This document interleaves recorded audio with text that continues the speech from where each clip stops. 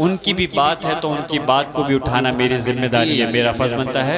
मेरा मकसद मुसलमानों के लिए भी बात उठानी है और हिंदू समाज के लोगों के लिए भी बात उठानी है। बहुत अच्छी बात है। लेकिन जब मैं विधानसभा में था, मैं मुख्तसर मैंने मुफ्ती साहब से इजाज़त ले ली है, कोशिश करूंगा 5 मिनट में अपनी बात ख़त्म कर दूं कि जब मैं विधानसभा में था, और ये कोई तारीफ के लिए नहीं, लेकिन अल्लाह के करम से अल्लाह ने मुझे हिम्मत और हौसला दिया और ये चीज ताकत दी।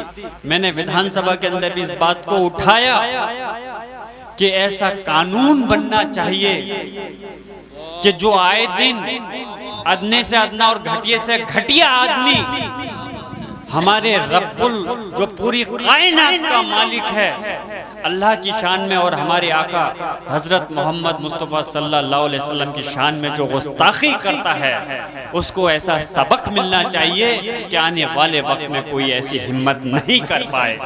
वाह वाह वाह, सुभान अल्लाह सुभान अल्लाह। बहुत मैं अब एक बार फिर से इस बात को कहता हूँ, मैं आज अल्लाह गवाह है, मैं इस बात को दिल से कह रहा हूँ।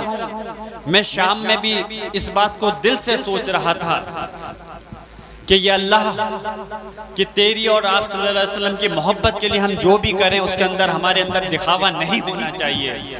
और अल्लाह हमें ऐसी मोहब्बत जो तेरी और तेरे आका सल्लल्लाहु अलैहि वसल्लम की हो, हम जो भी करें उसमें हमें ऐसी मोहब्बत हो, हम ऐसा खिदमत या हमें ऐसा काम करें। देखिए सादात किराम तशरीफ ला रहे हैं जनरल शरीफ से। नारे तकबीर, नारे रिसालत, नारे गौसियत, मसलके आला हजरत, फैज़ान आला हजरत, फैज़ान सादात, सादात किराम जनरल शरीफ, उलमाए अहले सुन्नत, उलमाए अहले सुन्नत, शहजाद गाने आले रसूल, शहजाद गाने आले रसूल, उलमाए अहले सुन्नत, नारे तकबीर, नारे रिसालत, मसलके आला हजरत। माशाअल्लाह पीर तरीक़त हजरत डॉक्टर सैयद शाहिद मियां साहब क़िबला के साहबजादे हैं और दूसरे उनके भतीजे हैं। हम दोनों का इस्तिक़बाल करते हैं। बारो नारा लगा लें, नारे तकबीर, नारे रिसालत, नारे गौसियत, मसलके आला हजरत, फैज़ान आला हजरत, शहजाद गाने आले रसूल,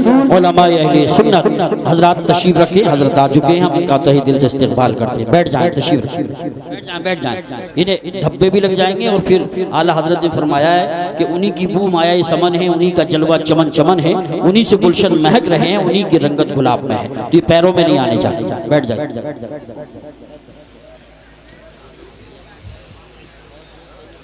खैर इस्तकबालिया माशाल्लाह हमारे मौलाना यूसुफ साहब ने हमारे हजरत का जनरल शरीफ से तशरीफ लाए हैं किया। मैं भी इस्तकबाल करता हूँ यहाँ के मुकामी होने के नाते।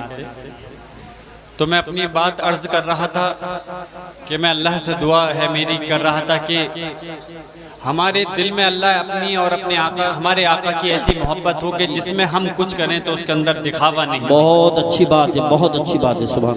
और मैं मौलाना तौसीफ रज़ा साहब को हजरत बताना चाहता हूँ, आज शाम के वक्त भी मैंने कुछ उलमा से इस बात का जिक्र किया कि जो हमारे आका हजरत मोहम्मद मुस्तफ़ा सल्लल्लाहु अलैहि वसल्लम की शान में गुस्ताखी हुई है उसके सिलसिले में बैठ के कुछ करना चाहिए। मेरे दिल में ये भी ख्याल आया कि कल को, इसलिए नहीं, एक बात ये याद रखना कि आप लोगों में से चाहे कोई खुश हो चाहे नाराज हो, चाहे दौरे हुकूमत खुश हो या नाराज हो या अधिकारी खुश हो या नाराज हो, उस चीज़ की परवाह नहीं। लेकिन मुझे दिल में ये ख्याल आया कि कल को अल्लाह के आगे हम जब आखिरत के दिन किस उससे अपनी शक्ल दिखाएंगे कि अल्लाह कि जब तेरे प्यारे महबूब हमारे आका की शान में गुस्ताखी हो रही थी और हम खामोश होकर करके उसको सुन रहे थे, हम खामोश होकर के देख रहे थे और कुछ नहीं कर पा रहे थे। क्या किस मुंह से हम आखिरत के दिन अपने रब के सामने अपना चेहरा दिखाएंगे? मैं कोई ये जज्बात के लिए या तकरीर राजनीति के लिए नहीं कह रहा, अल्लाह गवाह है, मेरा दिल ये कह रहा था।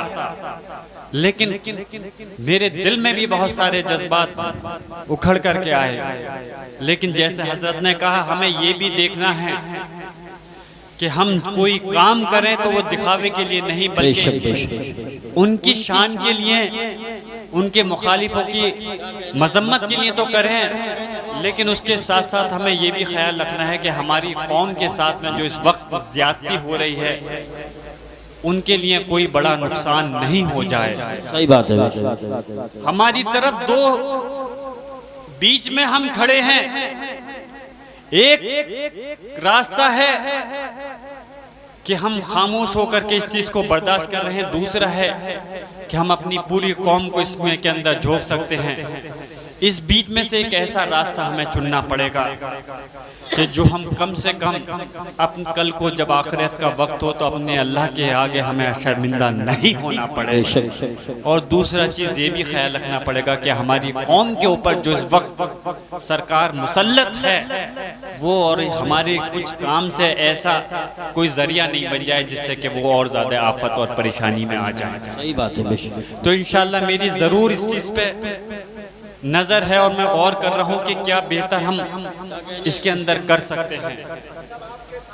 इंशाल्लाह हाथ उठा के बताओ, सब तायद करो, हम सब आपके साथ हैं। बेशक मैं आपसे इस चीज के लिए दरखास्त करूंगा, शायद कोई अगर मसला राजनीतिक आएगा तो मैं आपसे गिड़गिड़ा करके नहीं कहूंगा, लेकिन जब हमारे मेरे दीन का मसला आएगा तो मैं जरूर आपसे गिड़गिड़ाने की भी अगर जरूरत होगी तो उससे परहेज नहीं करने का। कहने हैं वाह वाह वाह, सुभान अल्लाह।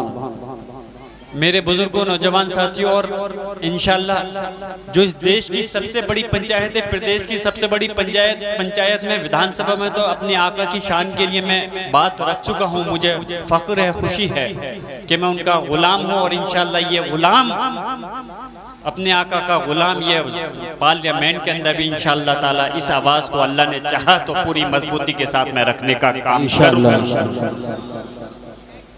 खैर, मैं अपनी बात को मुख्तसर करते हुए, क्योंकि आज हमारे बीच में बड़ी बड़ी हस्तियाँ तशरीफ रखती हैं और मैं जैसे पहले काफ़ी लंबे वक्त तक रुका था, अभी भी मैं आया तो था कुछ देर के लिए, लेकिन ये महफिल ऐसी है, दादा मोहतरम का भी एक मिजाज था, जब वो दीनी जलसे में जाते थे तो रात भर हो जाती थी, लेकिन उम्र के हिसाब से बीमारी की इसके भी बगैर चीज़ का ख्याल किए हुए बैठे रहते थे। मुझे सुबह वक्फ बोर्ड के सिलसिले में दिल्ली के अंदर IMCR के द्वारा एक मीटिंग बुलाई गई है और उन्होंने बहुत ज़्यादा मतलब कहा है, इसलिए मजबूरन मुझे सुबह ही फजर में निकलना है वहाँ पर, नहीं तो मेरी खुद ख्वाहिश थी आपके दरमियान में आखिरी लम्हा तक मैं रुक सकूं। लेकिन मैं आप सब हजरात का तहे दिल से इस चीज़ के लिए शुक्रिया अदा करता हूँ कि आपने बहुत अच्छी खूबसूरत, सिर्फ जलालपुर के लोग नहीं बल्कि और भी जो लोग यहाँ पर तशरीफ लाए हैं सब लोग सवाब के मुस्तहिक हैं, और क्या पता अल्लाह किसकी दुआ से या इस महफिल के सदक़े में हमारे तमाम गुनाहों को माफ़ कर दे, हमारी मग़फ़िरत कर दे। मैं आप सब लोगों का तहे दिल से शुक्रिया अदा करता हूँ और इंशाअल्लाह ताला मैं अपने जो भी उलमाए कराम हैं मैं आप उनको ये यकीन दिलाता हूँ और अपनी सब आवाम को कि अपने संभल की तरक्की के लिए और उससे पहले अपने मज़हब और अपने मसलक के लिए जो भी मेरे लिए ज़रूरत खिदमात होंगी इंशाअल्लाह हर वक्त ये ग़ुलाम मुस्तफ़ा आपके लिए हाजिर रहेगा। बहुत बहुत शुक्रिया, खुदा हाफिज़। बस दादाजी का वो शेर पढ़ देता हूँ, हजरत ने हुक्म दिया था तो इसलिए बस एक छोटा शेर पढ़ देता हूँ, कहा था तो हाँ ये शेर देखो आपके लिए कहना बहुत आसान है भाई, लेकिन मेरे लिए पढ़ना बड़ा मुश्किल है क्योंकि मेरी दादाजी से मोहब्बत जो थी, यकीनन आप लोगों को भी बहुत मोहब्बत है नौशाद भाई, लेकिन मेरी मोहब्बत बहुत थी मेरे लिए से मुसल खैर आपने कहा तो कोशिश करके पढ़ देता हूँ कि एक तो वो तो मैं बुनियाद का पत्थर हूँ, मेरी कीमत समझो। अल्लाह अल्लाह, क्या बात है। मैं बुनियाद का पत्थर हूँ, मेरी कीमत समझो और बैठ जाएगी इमारत अगर हट जाऊंगा मैं। अल्लाह, बस मैं एक और शेर पढ़ के ख़त्म कर देता हूँ दादा मोहतरम का कि वो बर्क आहन है, आहन का बदन रखता है, बर्क आहन है, आहन का बदन रखता है, ये कोई रेत का ढेर नहीं जो बिखर जाएगा, इससे बेकार उलझता है जमाना लोगों, ये वो शीशा है जो पत्थर से भी टकराएगा। बस मैं एक दुआ करता हूँ, अल्लाह हमारे आका सल्लल्लाहु अलैहि वसल्लम के सदके में अच्छा अच्छा, मेरे दादा मोहतरम बख्श साहब और मेरी दादी मोहतरमा की मग़फ़िरत फरमाए, जन्नत फिरदौस में आला से आला मुकाम दे। एक आखिरी शेर हजरत ने हुक्म किया है, हमारी बर्बादियों पर यूं ना मुस्कुराओ ए चमन वालों। जी क्या कहने हैं, वाह वाह वाह वाह वाह। ये दादा मोहतरम बख्श साहब ने पार्लियामेंट के अंदर अपनी कौम के लिए और बीजेपी वालों के लिए पढ़ा था कि हमारी बर्बादियों पर यूं ना मुस्कुराओ ए चमन वालों, एक दिन तुम्हारे सर से भी गुजरनी कयामत है।